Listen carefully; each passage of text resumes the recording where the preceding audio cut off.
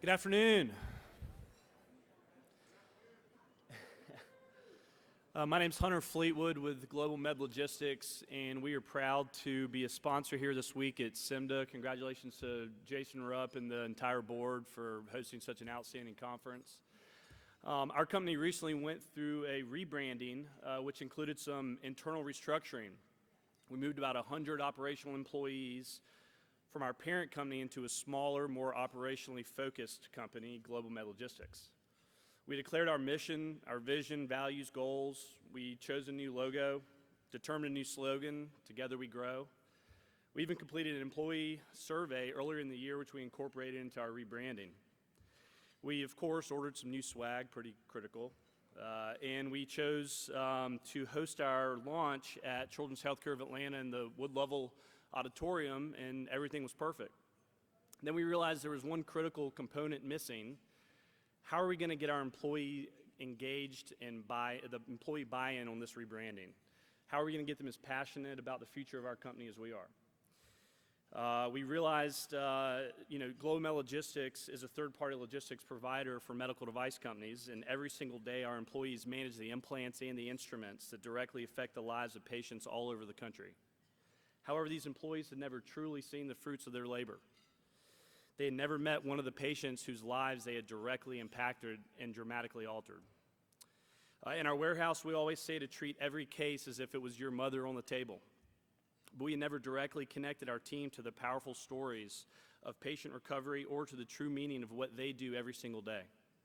Then we heard the story of Dean Otto. He was one of those patients whom they had a direct impact on, and I'm so excited for you to get to hear his story this afternoon. We had Dean come and speak at our launch event at CHOA, and there were people in the room that day who had personally prepared the medical devices which were used in his procedure.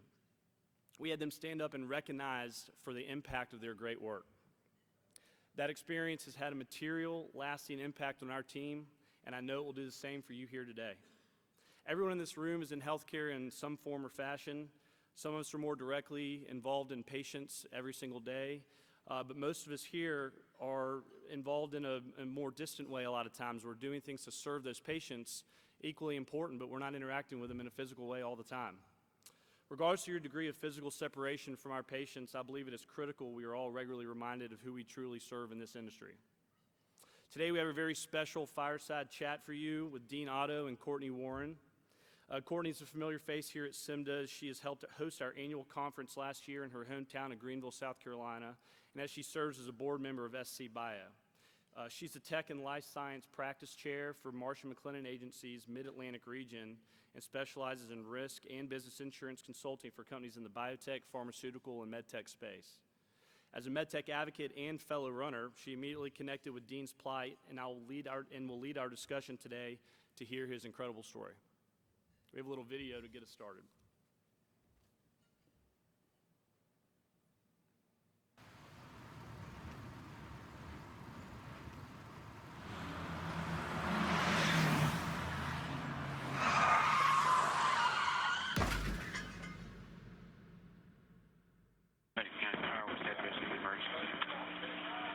There's been a bicycle rider hit. Okay.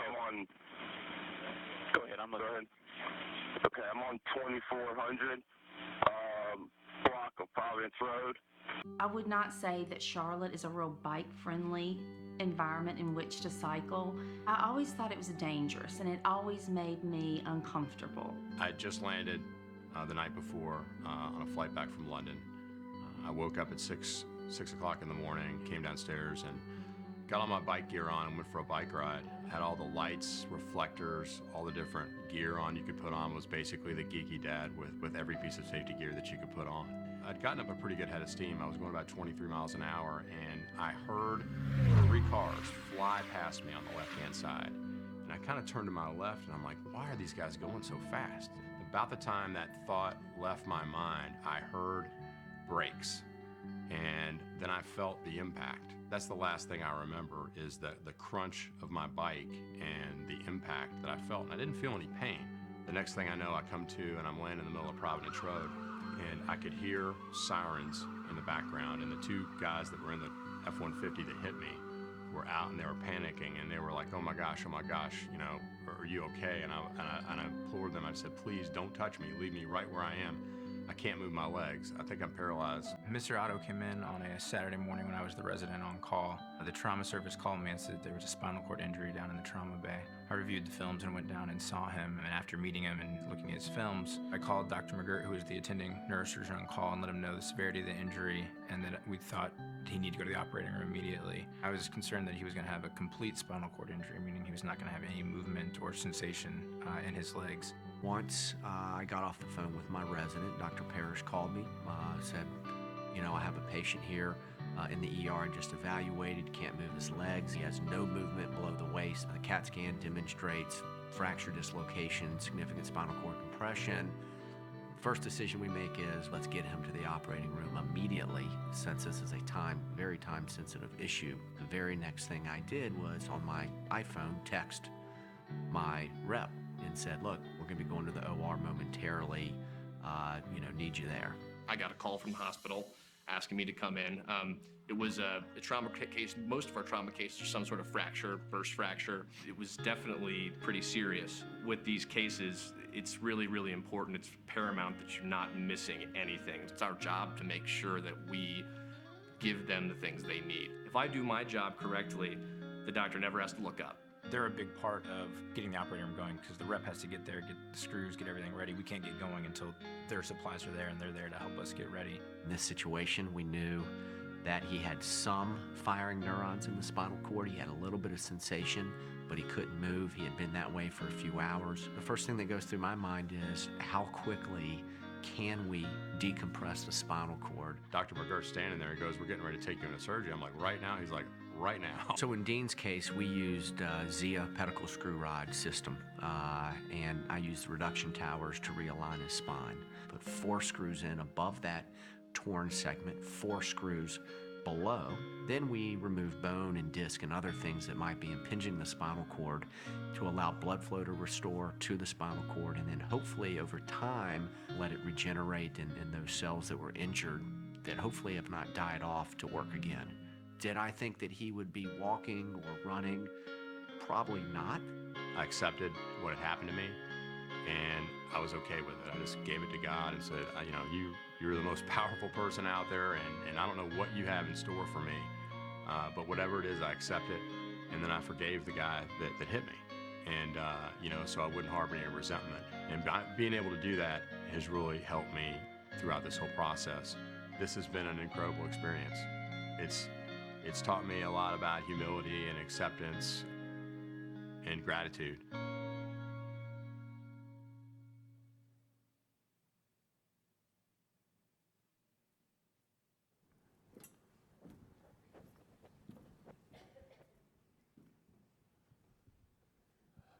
So Dean Otto and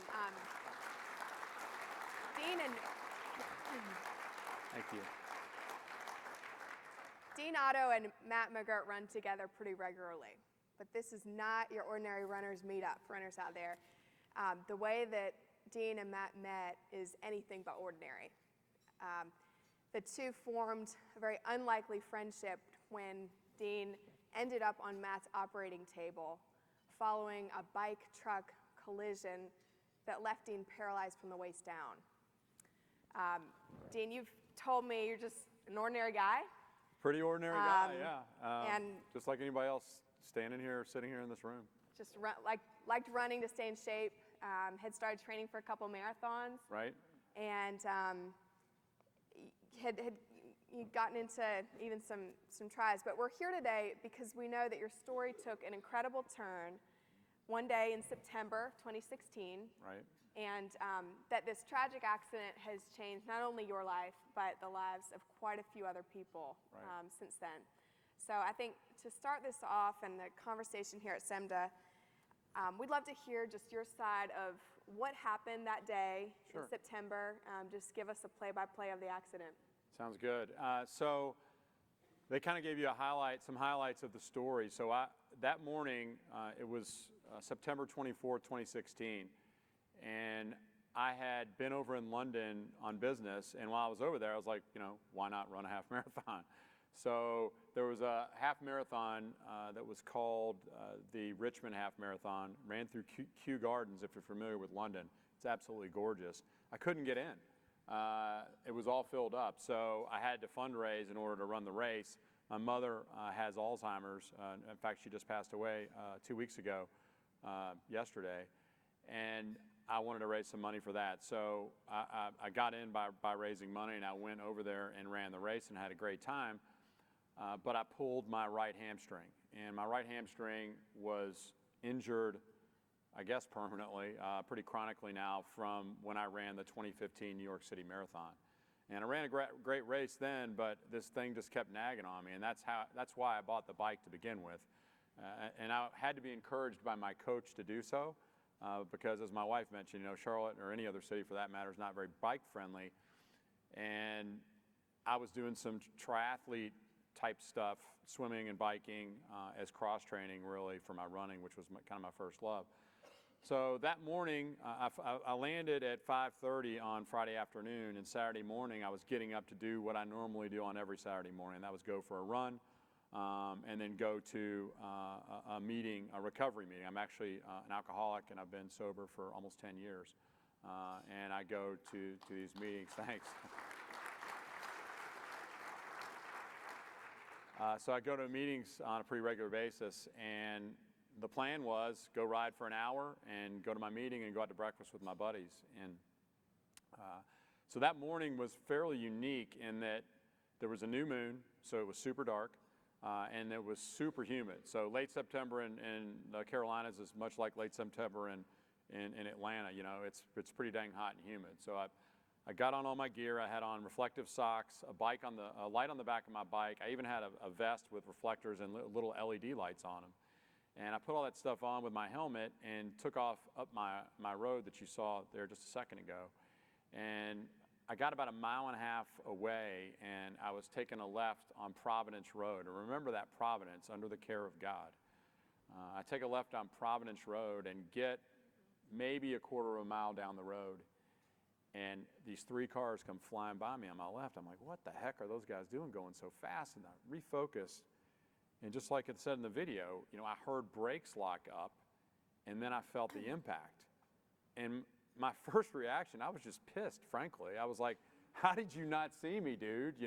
I'm lit up like a Christmas tree out here. It's still a little dark, and it's only going to be, 10 minutes till it's light. In fact, when I got to the end of my street, I turned around, and I was like, man, maybe this isn't such a great idea. Then I was like, whatever, just go get it done. You're going to be back in an hour. It's going to be light in 10 minutes. Don't worry about it. There's street lights. So I feel this impact, and I come to in the middle of Providence Road, at the intersection of Providence Road and Andover. You saw it on the screen. Andover is important because that's where my doctor went to prep school. Matt McGirt went to Phillips Exeter in Andover, Maryland. So under the care of God, at this intersection of where this dude that's going to put me back together ends. There's nothing in God's world that happens by mistake. So I'm laying there in the middle of the road, and these 2 guys are standing over me, and they're kind of freaked out. And I don't know if you all remember this. You probably don't. But back in September, late September of 2016, we had a bunch of riots in Charlotte, and there was a man that was shot by a police officer, and they were tearing up uptown like you would not believe. So the EMS guys and the police guys were on high alert, and that was one of the many miracles that happened for me that morning, in that I could hear the sirens when I came to. And I was only out for maybe a minute and a half. These guys called 911 before they ever got out of the car, and these guys were on the accident scene in 3 minutes. 3 minutes later, the ambulance got there. So, I'm laying there, they're working on me. I asked the guy that hit me to get my phone out of the back of my pocket. I had one of those jerseys on with a pocket in the back of it in case of an emergency. It just so happens I had one that morning. So I pull the phone out, and I'm calling my wife to tell her what's going on, and then I go into shock kind of halfway into the conversation. The police officer takes the phone and says, you need to meet us at CMC Main, in like 10 minutes. We're going to be, taping him up to a backboard and put him on his way there.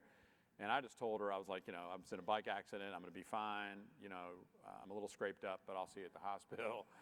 So I totally lied. But I'm there in the middle of the road, and I can't feel anything below my belly button. And this guy's trying to drag this bike off of me. And I told him, I was like, stop, man. I can't feel anything below my waist. You might do more damage than you do good. Just leave me here until these guys get here. And, you know, lo and behold, we are blessed in Charlotte with an amazing medical community. And we have a level 1 trauma center that is 2 miles from my accident scene. So first miracle is this guy stops, right? So I think 70+% of the people that hit people on bikes, I can't believe it, but they don't stop. You know, maybe they don't know it, or maybe they're just scared to death. You know, I can understand that type of fear.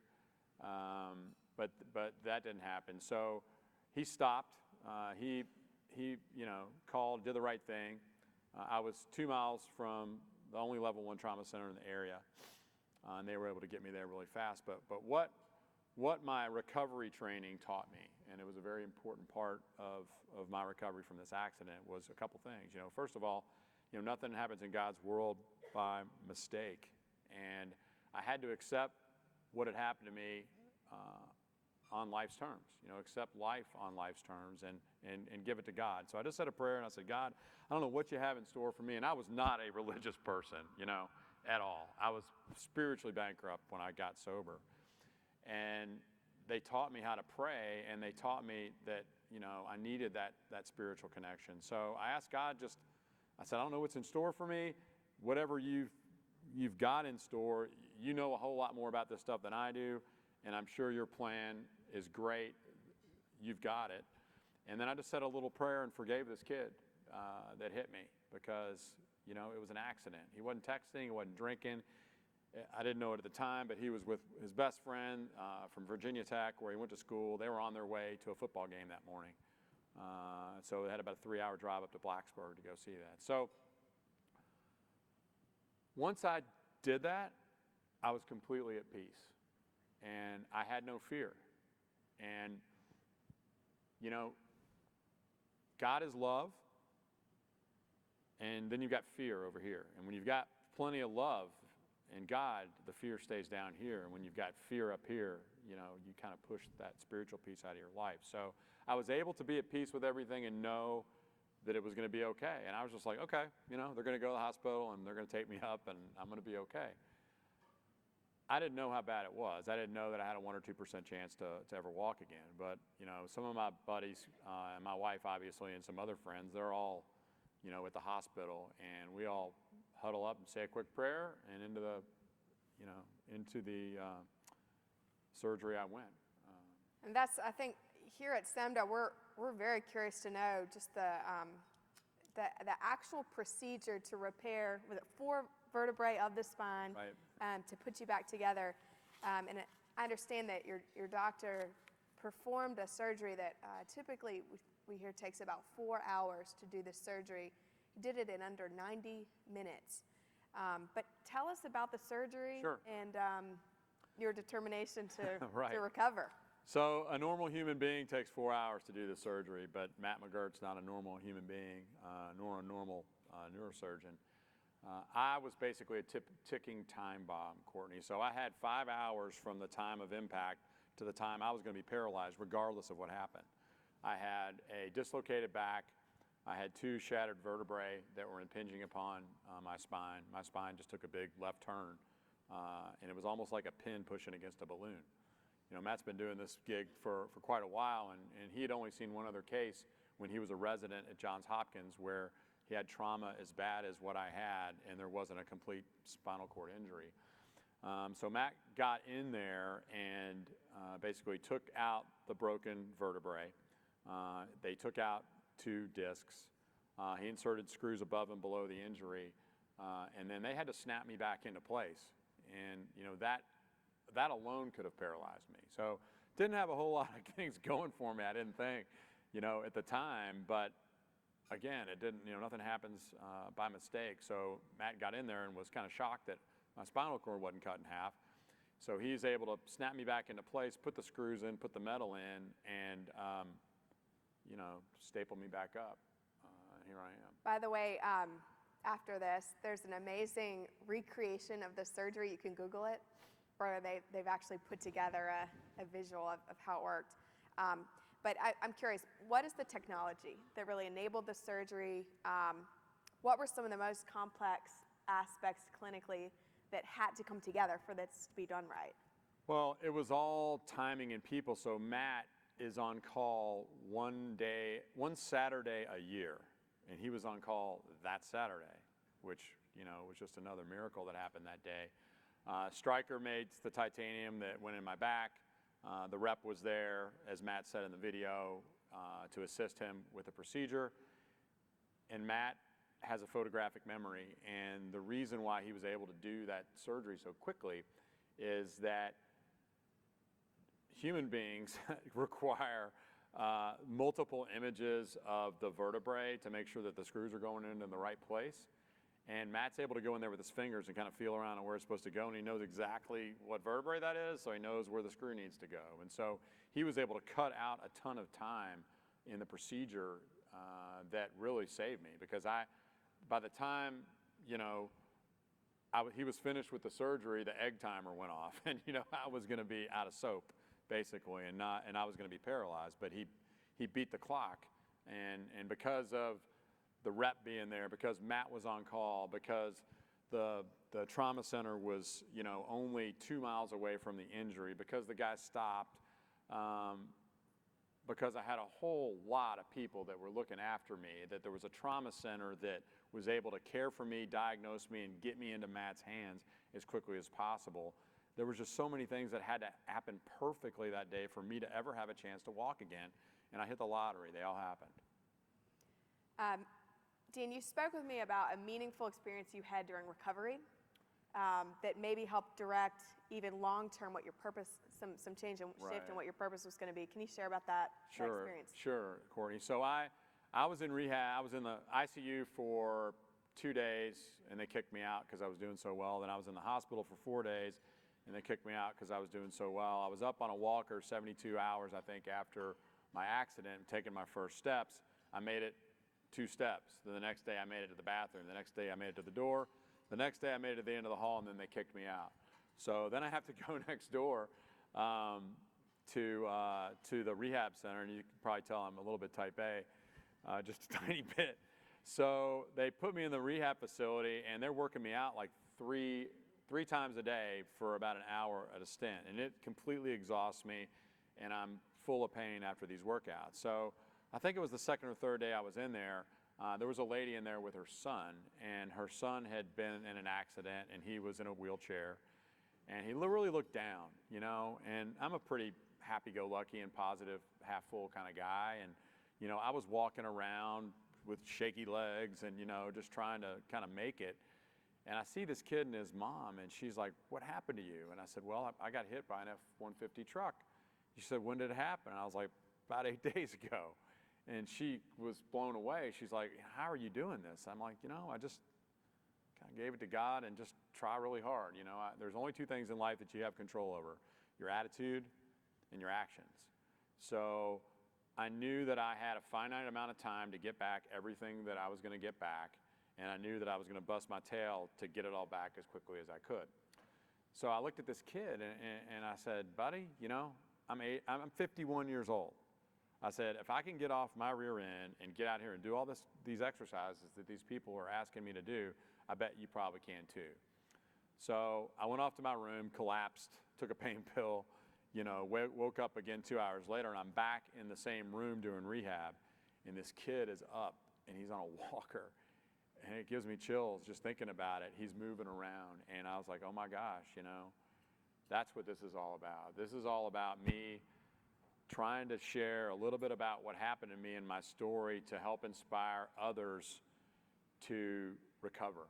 And I knew right then that, and I told Matt in the post-op, he asked me, you know, I asked Matt, I was like, "Do you run?" And he's like, "Yeah, I was a sprinter at Duke, but I never run long distances." I said, "Well, I'll tell you what," I said, I just got done running a half marathon 6 days ago over in London. So why don't you and I get together and raise a bunch of money for spinal cord patients?" And Matt was like, okay, you know, whatever, dude. You know, he didn't think it was going to happen.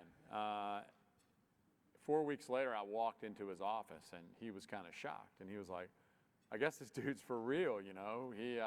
He meant what he says. I better start training. Time to start. Yeah. So Matt started training the next day. He actually, because he's just as type A, maybe worse than I am, he ran a half marathon like the 2nd of January. We were supposed to be at Stryker's national sales meeting together to talk about the accident. And he wasn't able to make it because he'd already signed up for this. So that's why they made the video that you saw. It's actually 2 parts and about 9 minutes long. We saw a few excerpts from it to tell our story. And you know, we made that pact.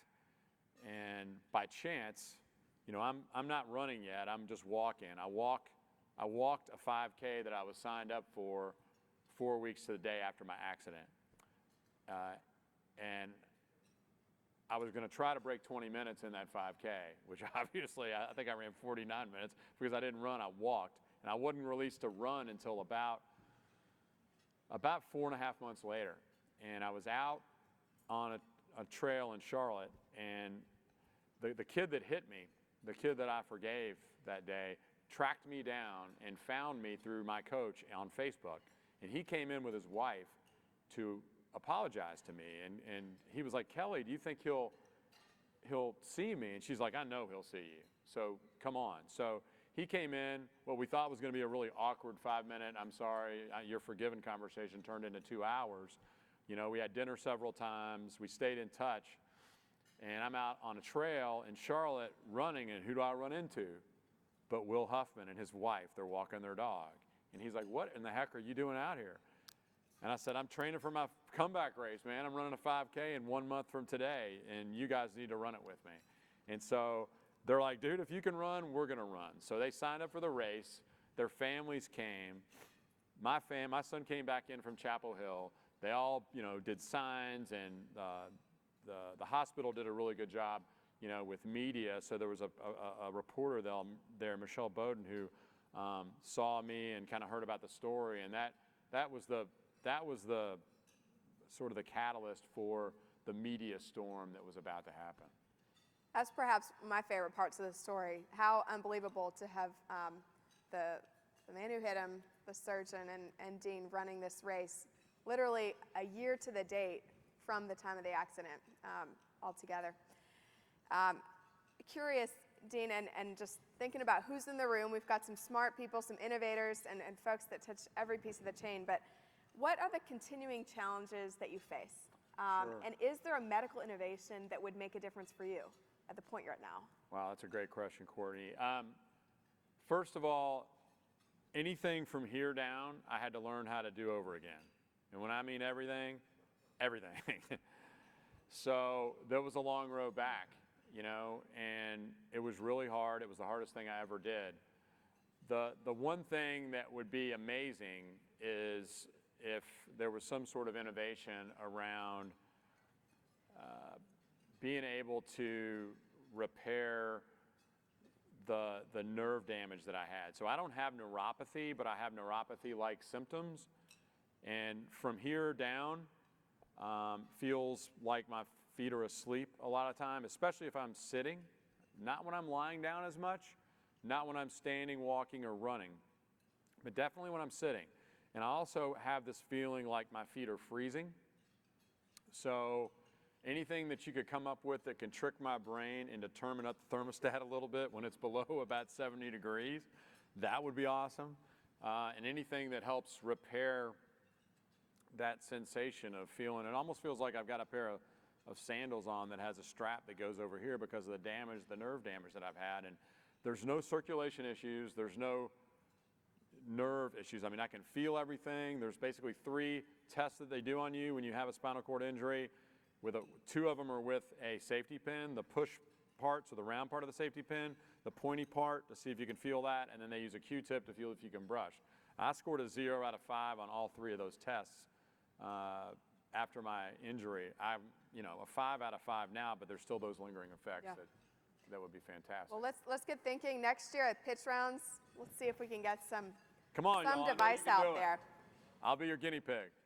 So beyond the amazing physical resilience and the actual recovery of your legs, clearly what's made this story resonate with people literally around the country and around the world is beyond the physical, but just the spiritual, the recovery, and the fact that you were able to forgive this guy that hit you. You mentioned that. But how did you forgive a man who almost paralyzed you? How was that forgiveness possible? Another great question. So when you're in recovery, you learn some things about yourself and the way you're wired. And, you know, it's not about the drinking, it's really about the thinking. And what I learned is that if I hold resentments, it is like the #1 offender for alcoholics to drive them back to drink. And I knew that I had to get rid of that immediately and selfishly for myself. So that's why I said that prayer in the middle of Providence Road at the intersection of Providence and Andover to forgive this kid. I had to do it for my own peace. And once I got to know a little bit about Will, even before I met him, I mean, here's a kid that's 28 years old, just got married, just bought his first house. You know, he's got a promising career. He's a sales manager at Otis Elevator. He's got his whole life in front of him. And, you know, who am I to wreck this kid's life over an accident? He wasn't drinking. He wasn't texting. He was just a guy that could have been Courtney. It could have been me. It could have been any of you all in the room or anybody in your family. So I knew I had to get rid of that immediately. And like I said before, once I did that and once I turned it over to God, I had complete peace. All right, Hunter tells me you have a philosophy that you call the hula hoop philosophy. Yeah, what's that? That's funny, man. You dug that one out. That was way down in the bottom of the hamper. So basically, there's very little in our lives that we can control. And if you were to drop a hula hoop over your head, anything between that hula hoop and your body is about all you have control over. So, you know, there's a God. I know I'm not it. So if I can lay it on him, he can probably take care of it. So that's my philosophy on life. I don't control anything. I'm responsible for my attitude. I'm responsible for the effort, but I'm not responsible for the results. Yeah. Truth for all of us. And I'm curious, just obviously this has had repercussions and impacted your family, 2 kids and who were nearing college and so forth. You've said that the accident taught you a lot about acceptance, humility, and just being grateful. Can you give us a sense of how the event has changed sort of your family life, your work, your purpose going forward as a result? Well, here's another one of those hula hoop things for you. Here's what I learned mostly, Courtney, is it doesn't really matter at all what's underneath the tree. It matters what's around the tree. So, I mean, all our material possessions are just, we rent them, you know. They don't mean anything. The only thing that matters is us, is our relationship with our family and our friends. You can't take it with you. And, you know, my son was at Chapel Hill, and he's about to graduate in 3 weeks. And he dropped what he was doing. He's my best friend. And he was there by my side. I mean, he came home every Sunday to watch the Panthers games with me in my hospital room and when I got home, because that's what we did. I mean, we went to Panthers games from the time he was, sorry guys, from the time he was 6 years old. We had season tickets and we went to every game. And he was there for me, and my daughter was there for me. And the experience that I had, gosh, I mean, this is going to sound a little morbid, but it's almost like going to your own funeral, you know? You're able to see how many people you've touched and how many people love you while you're alive. And what a gift. You know, that's a gift that not many people get to have. And, you know, Ellen asked me, Ellen DeGeneres, it's not like we're tight or anything, but I did get to go on her show and I got a t-shirt. Look at the YouTube. If you Google me, you can see it. You know, she asked me, would you change anything? And I said no. You know, are my feet a little bit numb? Yeah. Did I go through a hell of a deal, and did I put my family through a hell of a deal? Yes, I did. But we all grew as a result of it, and I was able to touch a lot of lives, continue to touch a lot of lives, make an impact through fundraising and awareness around spinal cord injuries that I wouldn't have been able to do had I not been through that experience. So again, nothing happens by mistake. Take the lemons and make lemonade. Well, the stories like Dean's just remind us the purpose, why we're here, why we're doing what we do, and the fact that this accident could have happened to any one of us or our family members. And like you said, the converse, I mean, hitting someone on a bike could literally happen to any of us. So I think this story can prompt each of us towards gratitude that we have the work that we have.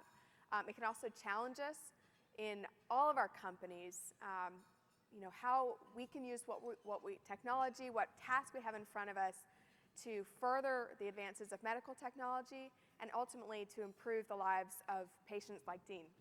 So thank you, Dean. We really appreciate you coming down from Charlotte and talking with our group. Thank you for your time. My pleasure. Thank you, everyone. Thanks. Great job. Thank you.